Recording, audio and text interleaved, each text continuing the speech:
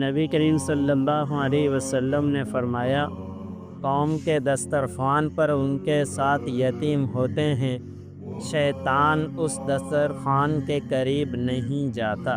حضرت ابو ہریرہ رضی اللہ تعالی عنہ بیان کرتے ہیں کہ ایک شخص نے نبی اکرم صلی اللہ علیہ وسلم سے دل کی سختی کی شکایت کی تو آپ صلی اللہ علیہ وسلم نے ارشاد فرمایا،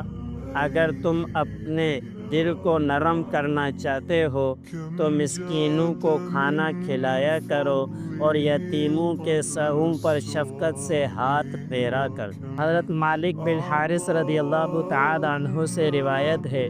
کہ نبی پاک صلی اللہ علیہ وسلم نے ارشاد فرمایا،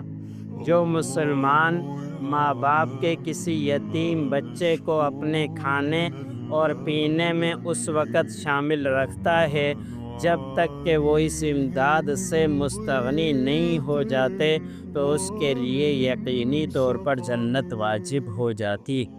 اللہ امن کرے۔